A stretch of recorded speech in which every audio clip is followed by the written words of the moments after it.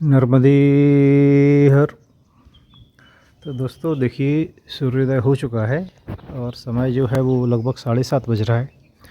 मैं जहाँ रुका हूँ इस जगह का नाम है शिव करुणा धाम आश्रम। और ये एक्चुअली हांडिया में नहीं है, हांडिया में बोल सकते हो, लेकिन हांडिया से 2.5 से 3 किलोमीटर पहले है। मुझे लग रहा था कि 1.5-2 किलोमीटर होना चाहिए, लेकिन यहाँ पे एक लड़का था तो उससे पूछा तो उसने बोला कि 2.5-3 किलोमीटर और पड़ेगा हांडिया। तो यहाँ मैंने विश्राम किया था कल जो है एक और आश्रम पड़ा था, हरिहर आश्रम। तो वहाँ पर थोड़ी देर बैठे रहे, फिर उसके बाद यहाँ आए, भोजन वगैरह किए। 2 बज गए थे तो सोचा कि मैया का किनारा फिर मिलेगा नहीं है आगे, तो ये शायद लास्ट रुकना होगा, विश्राम होगा जो कि किनारे पर हो रहा है। तो फिर यहाँ पर रुकना बेहतर समझा। यहाँ पर जो आप सामने देखेंगे, यहाँ से मैया नहीं दिखेगी कि सामने उस तरफ पेड़ लगे हुए हैं, जो ग्राउंड दिख रहा है उसके उधर, लेकिन वहीं मैया है बिल्कुल किनारे पर है। और इधर जाते हैं तो एकदम किनारा आ जाता है। तो यही है। और मैं यहाँ से लगभग आधा से 1 घंटे बाद मैं निकलूँगा।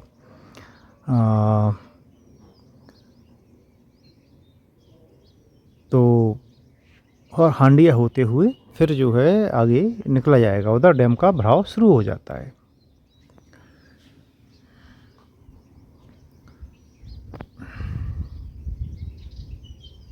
और यूजुअली देखिए, जो उठना वगैरह था वो तो हमारा वही समय पे होता है, और पूजा पाठ वगैरह सब हो जाता है समय पे। बस चूँकि वहाँ से मैया नहीं, वैसे मैया के किनारे से ही जाना होगा संभवतः, ऐसा लगता है मुझे, बाकी का आगे का भी। लेकिन इधर जाके मैं मैया के दर्शन करके आऊँगा और चाय भी पी के आऊँगा, जो कि इनका समय है, क्योंकि समय हो गया है। तो उसके बाद में वापस जाके जहाँ विश्राम कर रहे हैं वहाँ से निकला जाएगा।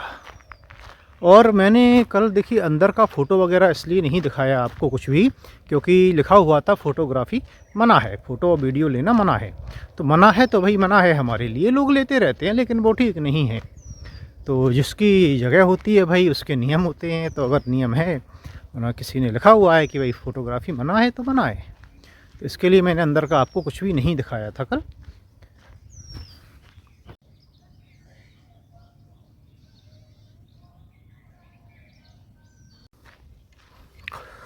तो दोस्तों समय हो रहा है 8:33 और मैं निकल लिया हूँ आगे की ओर।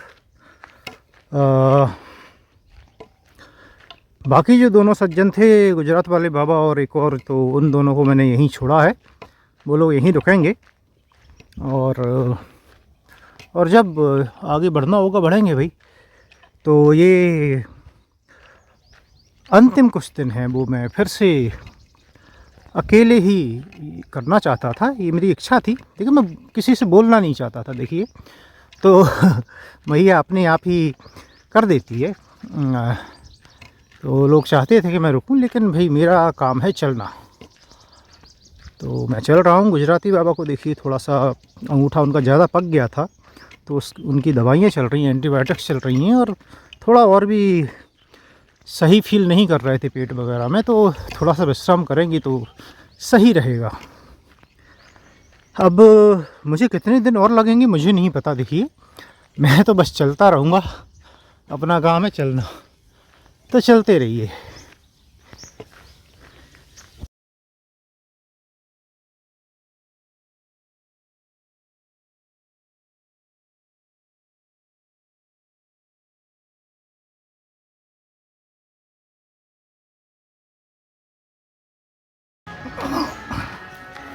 तो भाई ये है हांडिया, और मुझे बताया है आगे बस स्टैंड पड़ेगा, वहाँ से बाएँ लेना है, फिर उधर मुड़ना है, और चौकी होके रास्ता जाता है। आगे पड़ेगा राता तलाई, मांगरोल होके अब नहीं जाता है रास्ता। तो पुरानी पुस्तकें हैं, उसमें शायद मांगरोल लिखा होगा। तो चौकी होके जाएगा राता तलाई। और राता तलाई में जहाँ रुका था वहाँ से मैंने देखा था, तो लगभग 15 किलोमीटर दूर मुझे दिखा रहा था। तो पहला माइलस्टोन आज का है वो वही होगा मेरा। तो ये आ जाता है भाई रोड, और रोड पर सामने जो आपको बोर्ड नहीं दिख रहा होगा शायद, तो उस पर लिखा हुआ है चौकी। तो बाईं ओर इधर को जाना है हमें, तो वहाँ से रास्ता आगे बढ़ेगा।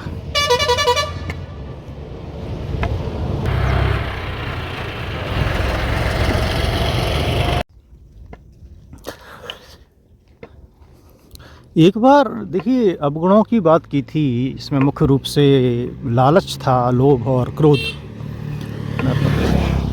तो कि अगर मुझे सही याद है, मेरी मेमोरी थोड़ी सी डमाडोल हो जाती है, तो उसमें यही बात की थी कि हमारी इच्छाएं होती हैं, जैसे कुछ पाने की इच्छा है देखिए, और अगर आप पा लेती हैं तो लालच बन जाता है, वो और ज़्यादा पाने की इच्छा होती है, और नहीं मिलता है अगर तो फिर वो क्रोध में बदल जाता है।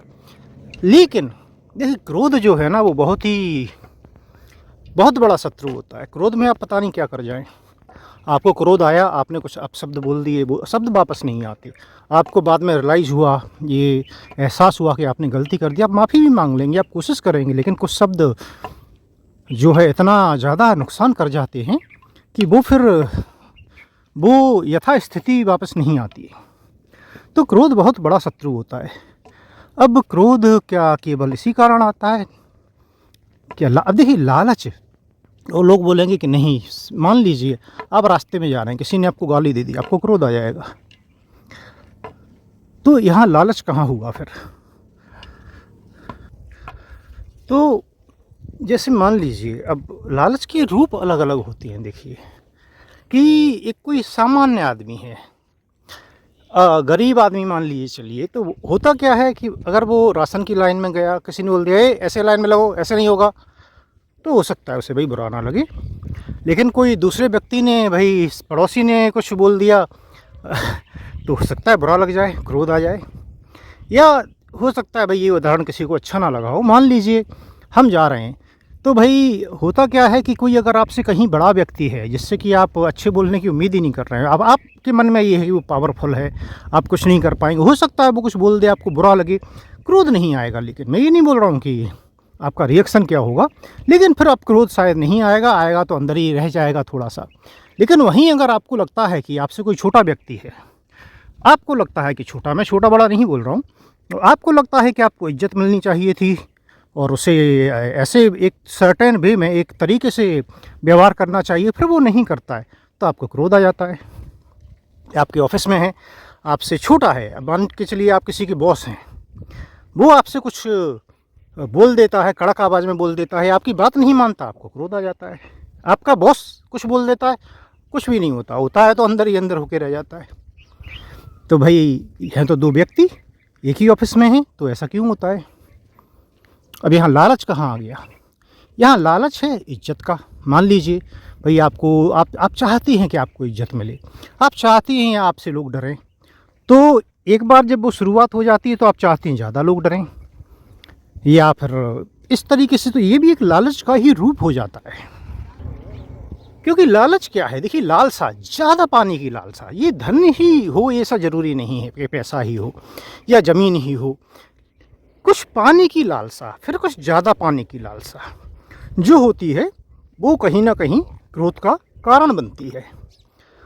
अब मैंने उस दिन रेफरेंस कहाँ दिया था मुझे नहीं याद है, अगर मैं सही हूँ तो मैंने भगवत गीता का ही रेफरेंस दिया था कि मूल रूप से दो जो विकार हैं, इनका मुख्य रूप से बार बार उल्लेख मिलता है, क्योंकि बाकी के विकार जो हैं वो कहीं ना कहीं इन्हीं की देन होते हैं, कहीं ना कहीं इन्हीं के कारण पनपते हैं, अलग से भी हो सकते हैं, देखिए उससे फ़र्क नहीं पड़ता।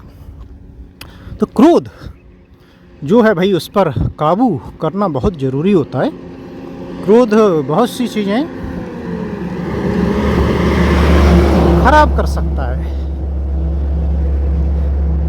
एक बार, मैं हिंसा की बात ही नहीं कर रहा हूँ, वो तो बहुत दूर की बात है। आपके शब्द जो है वो किसी को इतनी हानि पहुंचा सकते हैं, आपके संबंधों को इतनी क्षति पहुंचा सकते हैं कि कई बार वो फिर रिपेयर होती नहीं है, वो फिर स्थिति ठीक होती नहीं है वापस। तो हमेशा कोशिश करिए कि क्रोध जो है उस पर कंट्रोल करें, उस पर काबू करें।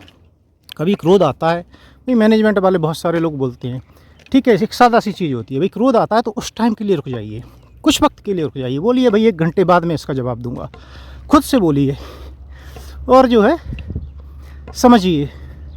तो हो सकता है धीरे धीरे आपको कुछ बात समझ में आ जाए कि क्या हुआ है, या आप बोलेंगे ठीक है जाने दो, भगवान देख लेगा। अब मैं यहाँ पर ये बात क्यों कर रहा हूँ, देखिए यहाँ पर भी क्रोध भी अगर आप भगवान के ऊपर छोड़ के काम करेंगे तो हो सकता है ये जो है कहीं ना कहीं उसमें भी भला हो। अब हर चीज़ ठीक है, हर चीज़ नहीं है ना सही कि कोई कुछ भी कर रहा है तो आप बोले भगवान पर छोड़ दें, लेकिन आप अधिकतर चीज़ें अगर ये बोलेंगे कि भाई कुछ हो गया कि चलो ठीक है, छोटा मोटा चीज़ है भाई, किसी ने कुछ बोल दिया ठीक है भगवान देखेंगे, भाई हमें भगवान पे भरोसा है ना, भगवान हिसाब किताब कर लेंगे और चलते रहिए। एक बार एक साधु था, सच्चा साधु, भक्त मैया का। अब जो है हुआ क्या कि उसके कपड़े बहुत फट गए कपड़े, तो थोड़े से ख़राब हो गए। तो उसने बोला मैया ये तो कपड़े ज़्यादा ख़राब हो गए, कपड़े तो नए मिलने चाहिए। अब भाई नए मिलने चाहिए तो वो जा रहा था तो एक गाड़ी वाला निकला और कीचड़ थी तो वो कीचड़ उछटाता हुआ चला गया, तो पूरे कपड़ों पर कीचड़ लग गया।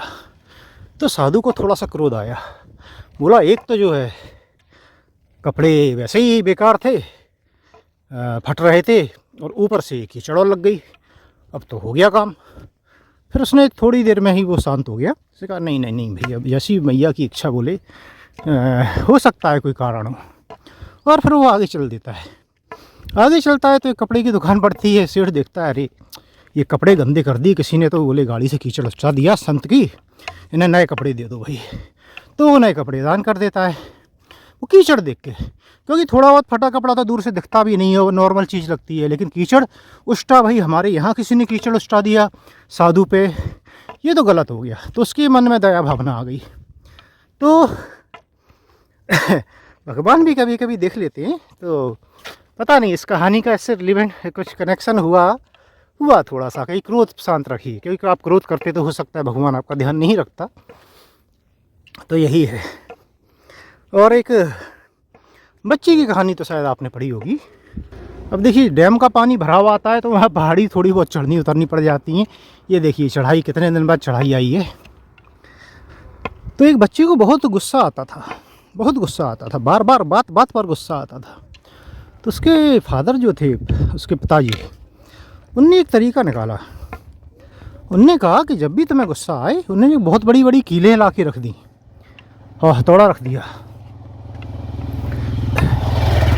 बोले जब भी तुम्हें गुस्सा आएगा तुम्हें ये कील जो है उठा के, एक पेड़ था उनके यहाँ, इस पेड़ में ठोकनी है, पूरी ठोकनी है ये कील, और जब तुम्हारा गुस्सा शांत होगा नर्मदे हर, तो तुम्हें ये कील निकालना पड़ेगी। तो कहानी देखिए सब लोग अलग अलग तरीके से सुनाती हैं, तो आपने कुछ और तरीके से सुनी हो तो कोई बात नहीं, ऐसे सुनिए। तो जो है पहले दिन बच्चे ने 100 कीलें ठोकी लगभग। अब भाई रात में मामला शांत हुआ तो वो निकालने बैठा, तो उसे करीब करीब आधी रात हो गई कीलें निकालते निकालते। उसने कहा ऐसे तो रोज़ रोज़ अगर मैं करूँगा तब तो हो गया। तो अगले दिन उसने थोड़ा सा कंट्रोल करना शुरू किया। कोई छोटी मोटी बात होती है उसे लगती कि नहीं इस पर तो अपन छोड़ सकते हैं, भाई गुस्सा नहीं करना है, तो रह जाती। तो धीरे धीरे 100 से 90, 80, 70 होती गई, क्योंकि तब भी बहुत होता था, बड़ी कील थी, उसे ठोकना और फिर निकालना तो बहुत मुश्किल काम था। और देखते देखते पता चला कि उसे धीरे धीरे लगने लगा कि नहीं ये बात गुस्सा करने लायक नहीं है, ये बात गुस्सा करने लायक नहीं है। तो गुस्सा उसका काफ़ी कंट्रोल हो जाता है। क्यों? क्योंकि वो उसका असर देखता है कि गुस्से से भाई दूसरे को क्या हो सकता है वो तो नहीं देख पा रहा था, लेकिन वो ये देख पा रहा था कि मेरे साथ क्या हो रहा है, कि मुझे इसके लिए कितना काम करना पड़ रहा है। तो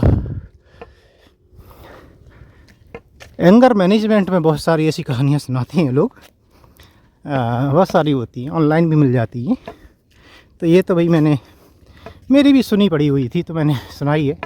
तो ऐसा होता है कि अगर आप हर बार गुस्सा आता है, क्रोध आता है, तो अगर उसको कुछ ऐसा करें कि बाद में वो याद आए कि कितनी बार हुआ है, चाहे लिखना शुरू करें या कुछ भी करें, तो फिर वो धीरे धीरे कंट्रोल तो होता है, धीरे धीरे कंट्रोल होता है कि नहीं शायद हम कुछ बिना वजह की बातों पर ही गुस्सा हो जाते हैं। किसी ने कुछ बोल दिया तो बोल दिया, कौन है वो, हम तो जानते भी नहीं हैं, जाने दो, क्या फ़र्क पड़ता है। कई बार ऐसा ही होता है कि किसी ने आपसे आके बोल दिया कि अरे उसने ऐसा बोला तेरे बारे में, आप आग बबूला हो गए क्रोध में, मैं देख लूँगा, मैं ये कर दूँगा, मैं ऐसा कर दूँगा। और आपने कई बार मालूम ही नहीं किया, कुछ और ही किसी से बोल दिया या कुछ करने लगा। भई आपको पता ही नहीं है सच्चाई, आपको पूरी बात ही नहीं पता है।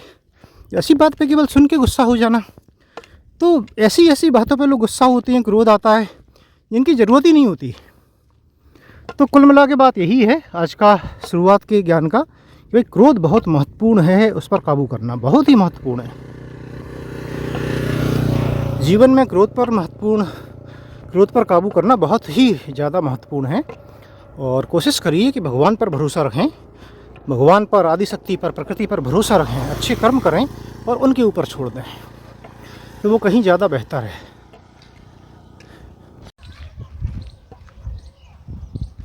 तो ये आ गया है चौकी गांव।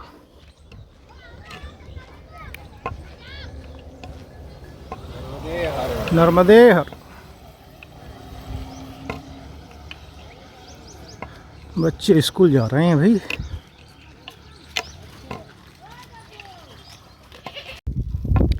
ये देखिए सामने पेड़ है बीच रोड पर, तो पेड़ को काटा नहीं है, उसके इधर उधर रोड बना दिया है। चौड़ाई उतनी ही है, इधर से आइए उधर से जाइए। कितना सुंदर है, नीम का वृक्ष है।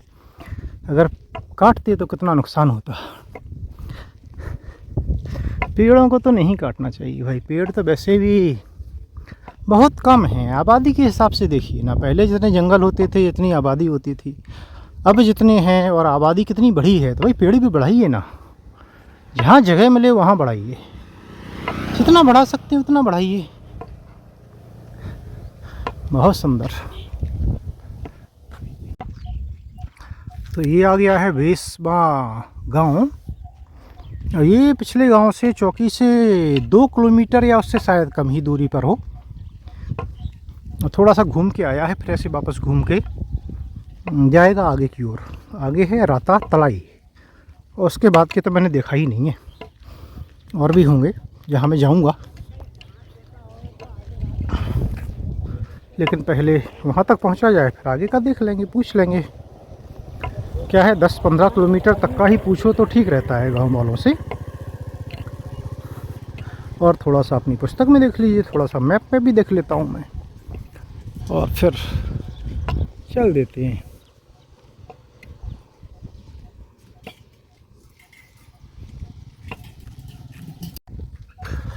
पीछे एक बाबा ने रोका था चाय के लिए, तो चूँकि गर्मी है चाय तो नहीं पीना थी, तो 10 मिनट उनके यहाँ बैठे, थोड़ा सा पानी पिया, थोड़ी सी बातें की भाई, और आगे बढ़ लिए।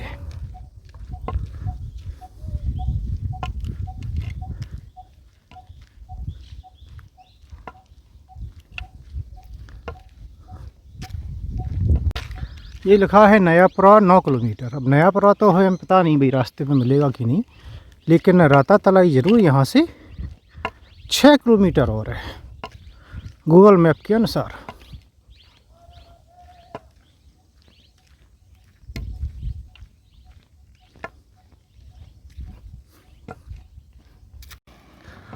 और भाई कल 100वां दिन था। उसका वीडियो तो मैंने आज पोस्ट किया है, लेकिन देखिए वीडियो जो देख रहे हैं उन्हें पता है, जो रेगुलर देख रहे हैं, कि कल 100वां दिन था। तो कल बहुत सारे बधाई संदेश मिले, और कि 100 नॉट आउट। तो आप लोगों का बहुत बहुत धन्यवाद। ये मैया की असीम कृपा है, स्नेह है, जो कि क्या बोलूँ मैं, इतनी आसानी से इतना सब कुछ हो जाता है। ऐसा लगता है कभी कभी कि कोई और ही सब कुछ प्लान कर रहा है। तो बीच बीच में परीक्षाएं होती हैं। देखिए परीक्षा तो होगी। अब अगर कोई बोले कि कुछ होता ही नहीं है, मैं तो बार बार बोलता हूँ, परिक्रमा में है, आपको भूखा भी रहना पड़ेगा कभी कभी, और सब कुछ करना पड़ता। परीक्षा देखिए, परीक्षा नहीं होगी तो आपका कैसे पता चलेगा आप पास हुए फेल हुए। अगर कोई कुछ करने आएगा तो देखेगा तो ना पहले। तो भाई मैया परीक्षा तो लेती है, लेकिन ऐसे कोई नर्मदे है, आपका विश्वास है तो परीक्षा, आपको पता है परीक्षा हो रही है, तो फिर वो भी उतना चैलेंज नहीं हो पाता है क्योंकि अगर आपका अटूट विश्वास है तो फिर आप समझ जाते हैं। तो यही है कि मैया ने इतना आसानी से यहाँ तक पहुँचा दिया है, जो कि करीब करीब परिक्रमा समीप होने पर आ रही है। और पता नहीं यहाँ से शायद 5 दिन लगें, 6 दिन लगें, 7 दिन लगें, जो भी लगता है। तो यही है। और मैं फिर से बोलूँगा कि मैं कमेंट पढ़ता हूँ सबके, और मुझे पता है काफ़ी सारे लोग जो हैं, काफ़ी सारे लोग, देखिए मेरे वीडियो हर कोई नहीं देखेगा। जो यात्रा जैसे वीडियो देखना चाहते हैं वो चीज़ें उन्हें नहीं मिलेंगी कि आपको कैसा लगा, ये कैसा है, और इन्हें कैसा हुआ, इन्हें वो चमत्कारी संत मिले और ऐसा हुआ, नहीं मिलने वाला है इसमें। तो इसमें वो लोग बोर हो जाएंगे, क्योंकि इसमें ज्ञान की बातें ज़्यादा होती हैं। और जो देखते हैं, जिन्हें पसंद आएगा उन्हें पसंद आएगा, फिर वो देखते हैं। और रेगुलरली कमेंट भी करते हैं लोग। कुछ लोग रेगुलरली कमेंट नहीं करते, आदत नहीं होती, या जो भी है समय नहीं होता। भाई कुछ लोग टीवी पे देखते हैं तो टीवी पे नहीं कमेंट कर पाते हैं, ठीक है, लेकिन रेगुलरली देखते हैं वीडियो, और वो काफ़ी अच्छा होता है कि पता चलता है भाई कि अच्छा लग रहा है। कई लोगों ने मैसेज भी किया कि परिक्रमा पूर्ण होने आ रही है तो ये खालीपन लग रहा है, बुरा लग रहा है कि भाई अब वीडियो देखने को नहीं मिलेंगे, एक लगाव हो गया है। तो ये सारी चीज़ें मैटर करती हैं। और यही बोलेंगे कि भाई 100 नॉट आउट, आज तो 101 नॉट आउट है। तो वो केवल मैया का स्नेह ही है जो हो पाता है, नहीं तो आसान नहीं होती चीज़ें। तो वही यही है। आप सभी का बहुत बहुत धन्यवाद मैसेज करने के लिए। और 2 रास्ते हैं, तो मेरी गट फीलिंग ये है कि ये वाला रास्ता होना चाहिए, लेकिन मैं एक बार गूगल मैप पर देखना पसंद करूँगा, क्योंकि कुछ भी निशान वगैरह नहीं है, कोई झंडी वगैरह भी नहीं लगी है, एक बार देख लिया जाए। तो ये भी आ गया है राता तलाई गांव, ग्राम राता तलाई। और यहाँ थोड़ा सा विश्राम किया जाएगा, फिर आगे बढ़ेंगे। अब गूगल मैप पे दिखा रहा है कि 1-1.5 किलोमीटर आगे कोई आश्रम है यहाँ का। तो अगर ऐसा है तो फिर वहीं विश्राम किया जाएगा, और नहीं तो कहीं गांव में किया जाएगा। तो आगे थोड़ा सा मालूम कर लेते हैं, फिर देखते हैं। तो वही पीछे ग्रामीण बैठे थे कुछ ग्रामीण लोग चौपाल पर, तो उन्होंने बताया है कि आगे आश्रम है। तो शायद वही है जो गूगल पर दिख रहा है, गूगल मैप पर। तो मैं वहीं जाके विश्राम करूँगा फिर।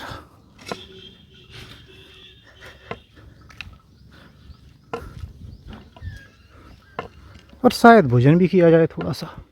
अन्य क्षेत्र है, बताया है अन्य क्षेत्र है, तो हो सकता है मैं थोड़ा भोजन भी करूँ, लेकिन ज़्यादा नहीं करूँगा। आज मुझे चलना है, थोड़ा लेट निकला हूँ, लेकिन अभी तक मैंने ज़्यादा विश्राम नहीं किया है। तो हो गया होगा, आधा कवर हो गया होगा मेरा, 14-15 किलोमीटर तो हो जाएगा। बाकी ज़्यादा चलना भी नहीं है, 30 किलोमीटर चल लो तो काफ़ी है। 30 से 35 किलोमीटर के बीच कुछ भी काफ़ी है।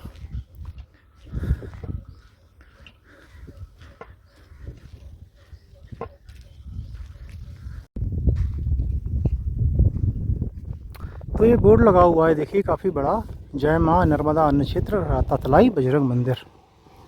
तो ये इधर ही मुझे लग रहा है, ये कुछ घर जैसा बना हुआ है, शायद यही है क्या, या बजरंग मंदिर। तो मंदिर तो इधर नहीं दिख रहा है, एरो इधर ही बना हुआ था। तो अब रास्ता भी वो वाला है, वो टूटा फूटा सा दिख रहा है, उस पर काम चल रहा है एक्चुअली रास्ता बनने का। वो रास्ता भी मालूम करना पड़ेगा। नर्मदे हर। तो भाई ये है राता तलाई अन्न क्षेत्र नर्मदे हर। ये है, आपको रोड से थोड़ा सा इधर आना पड़ेगा तो आपको ये मिलता है, 100 मीटर के आसपास ही होगा।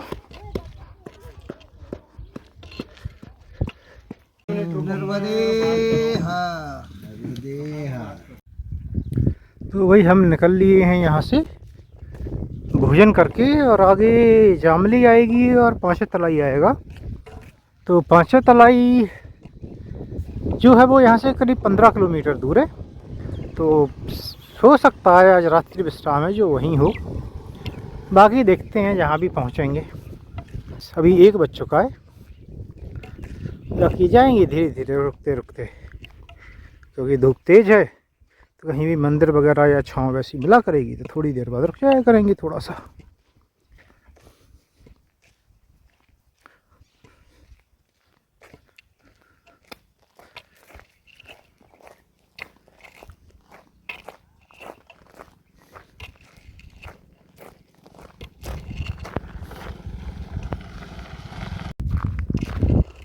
और कुसुम लता जी ने बोला है, का मैसेज आया था कि बेटा जी हम दोनों जोड़े से परिक्रमा करना चाहते हैं, मैया क्या करवाएगी, उनसे प्रार्थना करो, इस तरह से कुछ है। तो मैं यही बोलना चाहूँगा कि आपकी अगर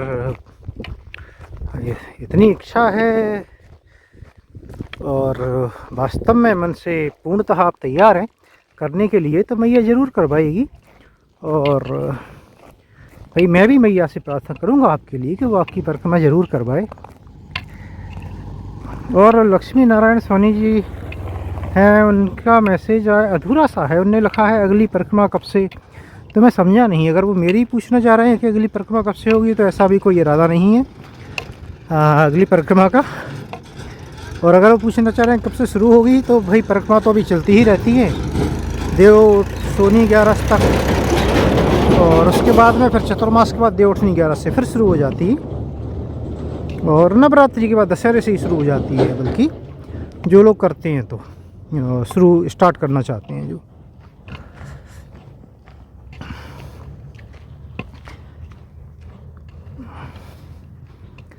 एक सज्जन ने नवधा भक्ति श्लोक जो है भगवत गीता से वो लिखा है उन्होंने, और वो बोला है कि इसके बारे में मार्गदर्शन चाहिए उनने, और सबका एक एक उदाहरण भी दिया हुआ है ब्रैकेट में।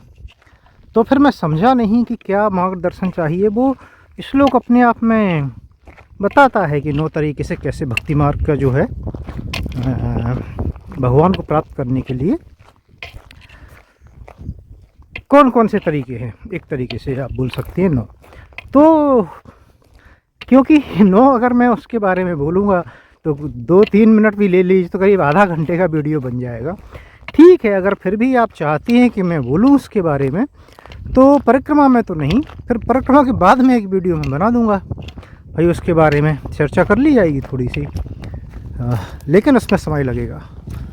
तो देखेंगे, बाद में देखेंगे उसके बारे में, फिर बाद में बात कर लेंगे कभी।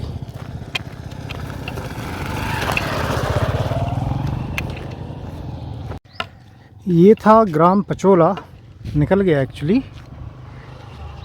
तो यहाँ पर भी एक सज्जन ने चाय के लिए बुलाया, तो भाई गर्मी बहुत है, चलते हैं पसीना पसीना हो जाती हैं, तो चाय का तो मना कर दिया। पानी पीने बैठे, फिर वो नींबू लाए, तो नींबू की जो है नींबू पानी पिया। और नींबू पानी पीने के 2 फ़ायदे, एक तो गर्मी में आप चाय पीने से बच जाते हैं। खैर चाय तो वैसे भी नहीं पीते, पानी पी लेते हैं केवल, तो ठंडक देता है थोड़ी सी। और दूसरा क्या है कि पानी की कमी को पूरी करता है शरीर में, क्योंकि पानी बहुत ज़्यादा नहीं पी पाती है, अगर पसीना आता रहता है तो पानी की कमी होने की संभावना रहती है। तो उससे अच्छा है कि नींबू पानी पी लो आप बीच बीच में, तो वो पानी जो है बॉडी में वाटर है वो रिटर्न करता है, पानी को बचा के रखता है थोड़ा सा, ऐसे बोल सकते हैं शायद। तो कुल मिला के फ़ायदा करता है। तो अभी आगे बढ़ रहे हैं। देखो स्कूल में बच्चे खेल रहे हैं।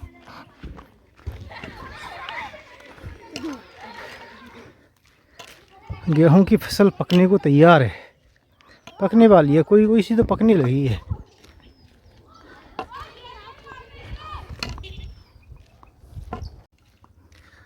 और ये कचबेड़ी गांव आ गया है, लगभग 3 किलोमीटर है पिछले गांव से। कचबेड़ी।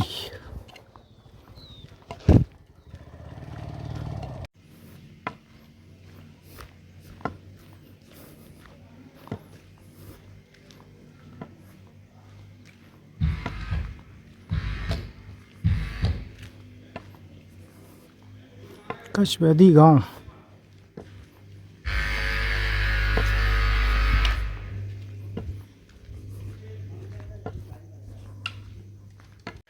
तो दोस्तों ये है आश्रम नर्मदे हर मैया।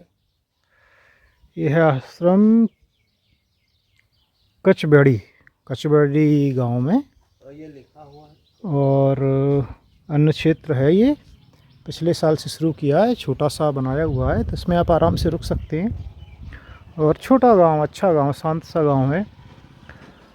मैं यहाँ से आगे जाऊँगा। 5 तलाई यहाँ से 6 किलोमीटर करीब बता रहे हैं, 6 से 7 मान लीजिए। फिर उसके बाद बाबर भी ये बता रहे हैं 3 किलोमीटर। तो पता नहीं कहाँ तक जाऊँगा, जाया जाएगा। अभी 3:15 का वक्त हो रहा है। धीरे धीरे धीरे ऐसे बैठ के यहाँ पे 15 मिनट बैठा हूँ मैं। तो बस यही है। यहाँ पे हैं, हर गांव में लगभग आश्रम है, रुकने की व्यवस्था है हर 3-4 किलोमीटर पे। तो कोई ऐसी समस्या नज़र नहीं आई है पिछले कुछ दिनों से। तो काफ़ी ऑप्शन मिलते हैं आपको कहीं भी रुकने के। और मैं वहाँ से निकल लिया था, 1 किलोमीटर चल भी लिया हूँ। तो अकेले चलने का तो आनंद ही कुछ और होता है। हालांकि अभी भी कुछ दिन से लोग साथ थे, लेकिन आगे पीछे ही है, चलता तो अकेले ही था। बट फिर भी वो अकेले और ये अकेले में बहुत अंतर होता है। इसलिए मेरी लगभग सारी परिक्रमा, बीच बीच में कुछ लोग आते रहे, कोई 2-3 दिन साथ चला, कोई 4-5 दिन साथ चला। अब ये लोग भी चले कुछ दिन साथ, लेकिन 90% से ज़्यादा तो मैं अकेले ही चला हूँ। और मुझे पता है अकेले चलने का आनंद ही कुछ और है। और अकेले चलने की जो भी फीलिंग होती है वो भी अलग ही होती है। इसीलिए मैं हमेशा अलग अकेला चलना पसंद करता हूँ। और कोई साथ में भी अगर होता भी है, चलना भी चाहता है, भाई चलता है, तब भी मैं फिर थोड़ी सी डिस्टेंस बना के 100-200 मीटर, कभी आधा किलोमीटर, उतनी डिस्टेंस बना के चलता हूँ मोस्टली।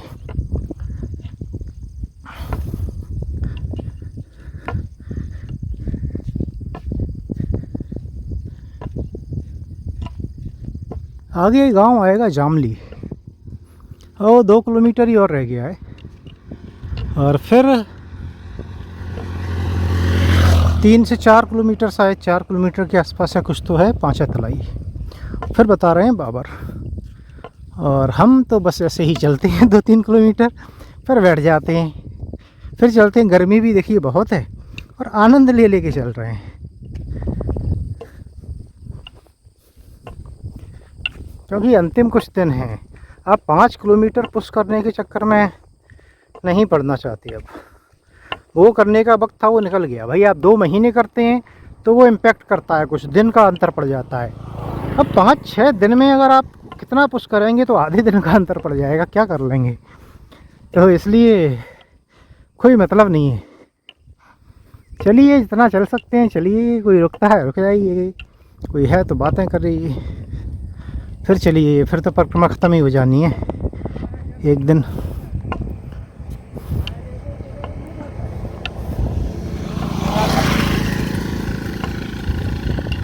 गर्मी तो हो चुकी है भाई, बहुत तेज़ हो चुकी है। आज मैं इस सज्जन के यहाँ मैंने नींबू पानी पिया, उनके यहाँ भी फ़ैन चल रहा था अंदर। वहाँ नहीं चल रहा था जहाँ मैं बैठा, लेकिन अंदर चल रहा था, आवाज़ आ रही थी मुझे।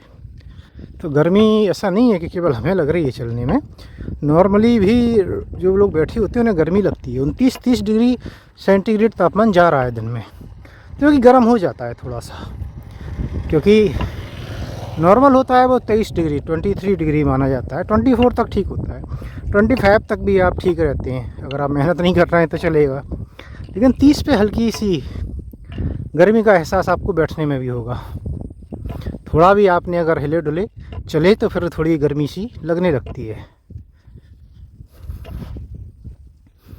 और यहाँ लिखा है माइलस्टोन पर मुख्य मार्ग 2.5 किलोमीटर। अब मुख्य मार्ग माने कोई रोड को कनेक्ट करता है क्या, ये पता नहीं। हमारे रास्ते तो अभी ऐसे ही चलेंगे, गांव-गांव के रास्ते। फिर शायद कोई रोड भी लग सकता है 30-40 किलोमीटर बाद संभवतः। फिर हो सकता है उसके बाद में फिर से गांव-गांव के रास्ते ऐसे ही जाएगा, क्योंकि डैम का पानी भरा हुआ है। तो पानी भरने के बाद जो करीबी गांव होते हैं वहाँ से रास्ता निकल जाता है। और ये डैम पुराना है तो ये रास्ते भी पुराने हैं। तो इन गाँव में जो गाँव से रास्ते निकलते हैं वो काफ़ी पहले से इन रास्तों से परिक्रमा होती आई है। और यही कारण है कि रुकने वगैरह की इधर कोई समस्या ख़ास नज़र नहीं आई अब तक। जगह जगह व्यवस्थाएं हैं, क्योंकि काफ़ी समय से परिक्रमा हो रही हैं तो लोगों को पता है और पहले से लोग व्यवस्था करते आए हैं। कभी कहीं कहीं नया भी शुरू कर दिया है लोगों ने, जैसे यहाँ पर था ये पिछले साल से किया है। उसके पहले हो सकता है कुछ सदाव्रत जैसा कुछ हो। अब लोगों में क्या है, धीरे धीरे संपन्नता भी आ रही है। देखिए जो खेती भी इनके पास अच्छी है तो वो काफ़ी अच्छा कर रहे हैं आजकल। इस गांव में भी मैंने देखा, जो छोटा गांव था लेकिन आप मकान वगैरह देखेंगे तो बहुत अच्छे और काफ़ी बड़े बड़े मकान बना के लोग रह रहे थे। और जो वहाँ पे केयर टेकर थे वही बता रहे थे, बोले 3-4 घर से ही वो काफ़ी बोले सामान वगैरह है जो सारा ला के वो रख देते हैं, सारी व्यवस्थाएं कर देते हैं। तो ऐसे ये जो आश्रम हैं अधिकतर इधर होते हैं वो गांव वाले ही चलाते हैं।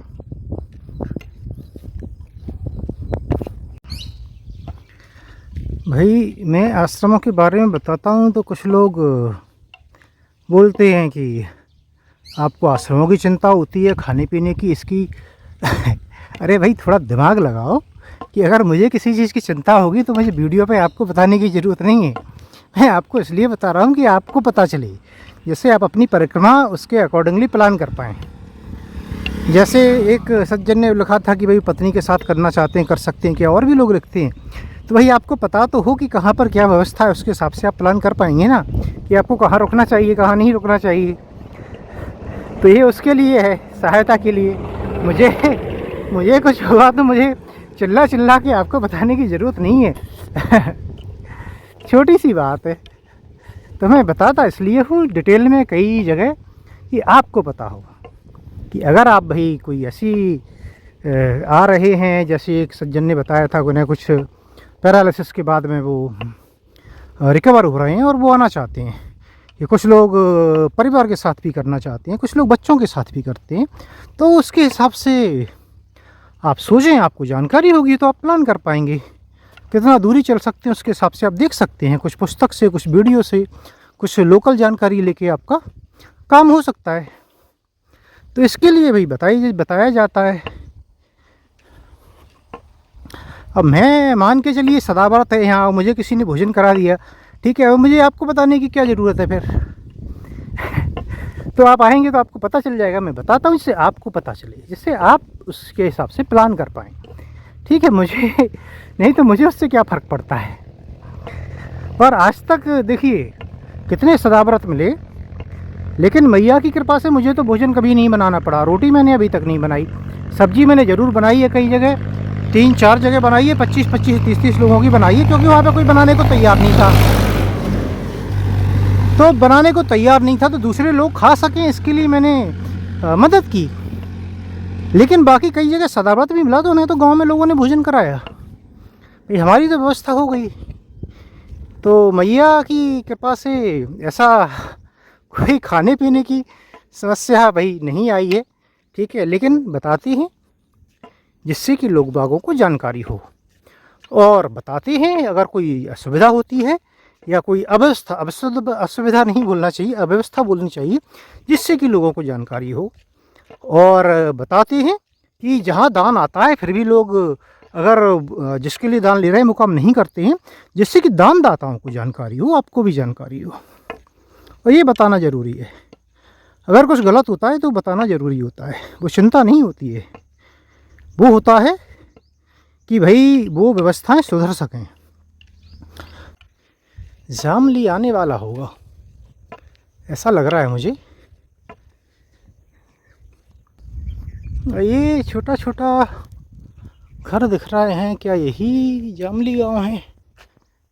हो सकता है, क्या पता, किसे पता।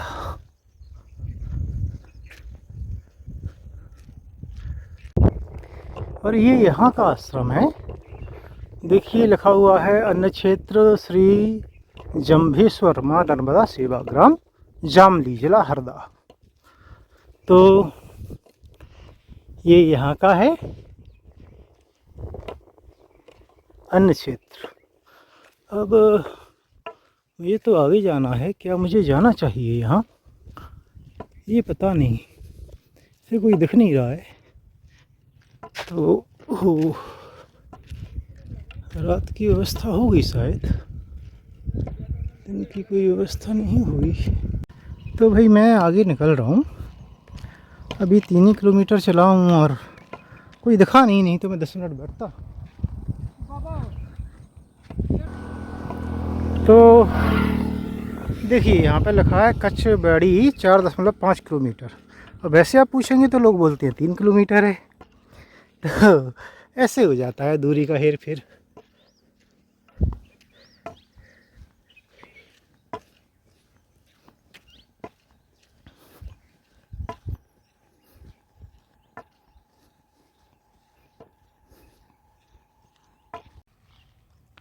तो ये रोड आता है इधर से, और यहाँ पर खंबे पर लिखा है परिक्रमा मार्ग, लेकिन एरो नहीं बना था कुछ भी, तो आपको एक अच्छा रास्ता ले लेना है यहाँ से। मैंने पूछा है अभी, ये शायद कुछ पगडंडी वगैरह जाएगी आगे मिर्ची के खेतों वगैरह से, ऐसा बताया था एक सज्जन ने, और आगे 5 तराई में मिला देगी। कितना क्या है वो तो पता नहीं, क्योंकि मैं ऑलरेडी चल लिया हूँ 1 किलोमीटर, तो 2-2.5 किलोमीटर ही बाकी होना चाहिए उनके अनुसार। बाकी कितना है वो पता नहीं, तो जब पहुँचूँगा तो पता चलेगा।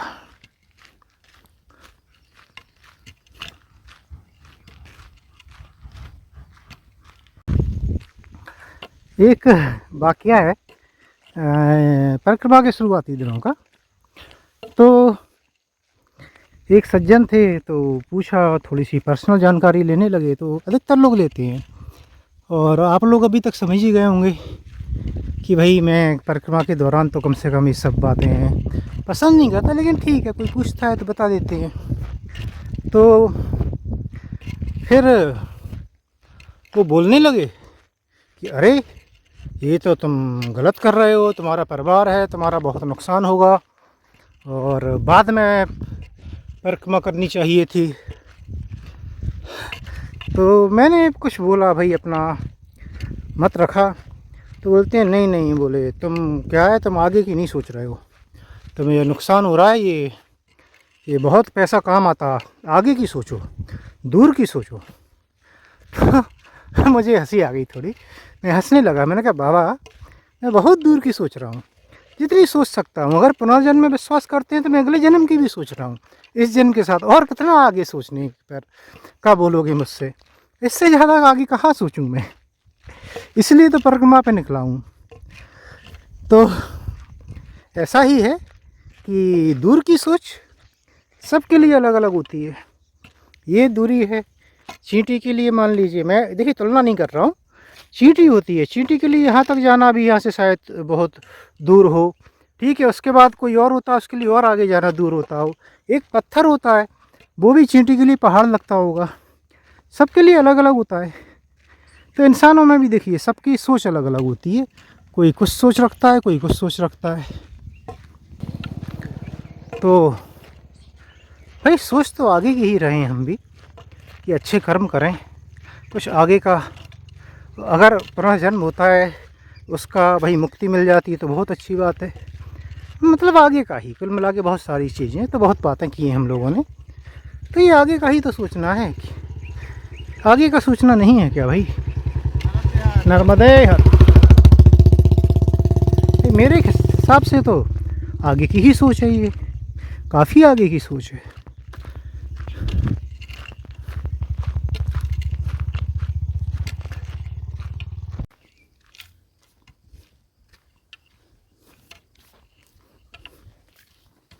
तो ये पगडंडी खेतों से होके निकाल के लेके जाएगी।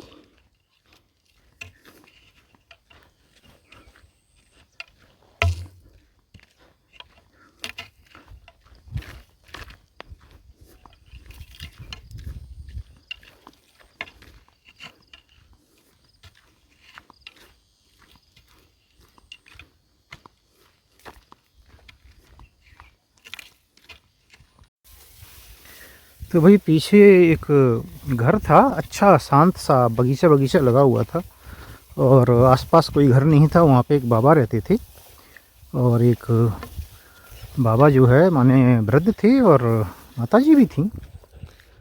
तो उन्होंने आवाज़ लगाई कि थोड़ा कि बोले पानी वानी पी लो। तो बस हमारी तो भाई तो नियम है कि कोई रोकेगा तो रुकेंगे। तो फिर गए तो बोले चाय पी लो, चाय की तो मना की। फिर थोड़ी देर बैठे रहे तो बोले अब पी लो। तो फिर बातें करते रहे। उनके बच्चे इधर गांव में रहते हैं, बिश्नोई समाज के हैं। और फिर वो बातें चलती रहीं धर्म की और उसकी। तो मैं उठ के जाने लगा तो बोले बैठो और बैठो। बोले अभी तो बोले गांव तो पास में ही है, वहाँ पे ही व्यवस्था है, वहीं रुक जाना।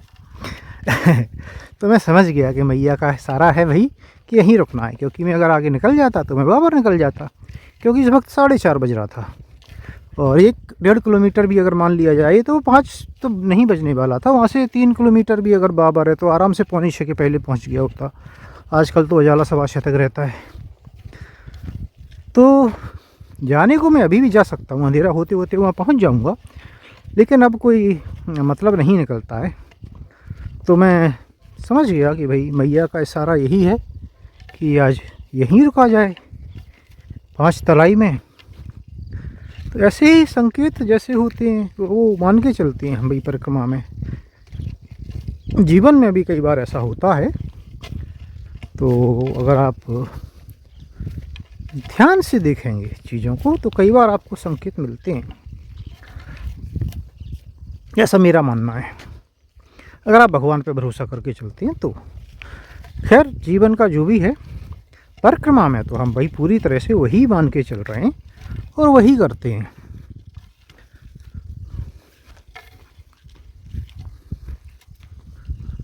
तो फिर ये रास्ता आता है उधर से घूम के। तो बाबा ने पगडंडी बता दी, बोले खेत में से ही निकल जाओ। उनकी ज़मीन है यहाँ, काफ़ी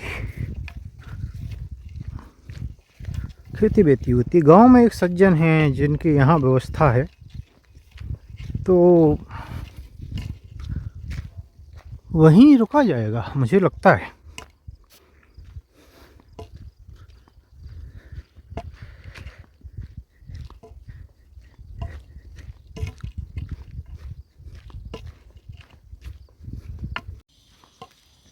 ये है भाई 5 तलाई गांव और मैं जा रहा हूँ उस जगह जहाँ पर कि ये आश्रम चलाया जा रहा है एक गृहस्थ द्वारा। ऐसा बताया है मुझे कि बिश्नोई समाज के ही हैं शायद वो। और मतलब कि यही हैं ऐसे, मतलब मैं यहाँ बैठा था वो भी थे, इसलिए बोल रहा हूँ।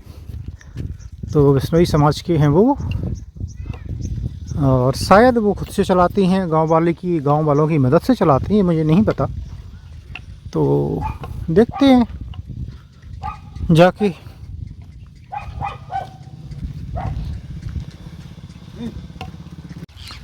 तो ये देखिए, ये है बिमला माँ नर्मदा परिक्रमा सेवा, ग्राम 5 तलाई, 5 तलाई।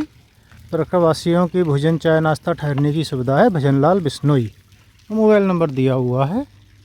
ये देखिए यहाँ पर एरो लगा है, तो मैं मान के चल रहा हूँ कि यही है। नर्मदे हर। तो भाई ये रहा मेरा आज का आसन और ये है 5 तलाई गांव। मैं रुका हूँ बिश्नोई जी के यहाँ, जो कि यहाँ पर व्यवस्था करते हैं परिक्रमावासियों की। और अगर और कुछ ऐड करने का नहीं होता है तो आज का वीडियो है वो यहीं समाप्त करेंगे। नर्मदे हर।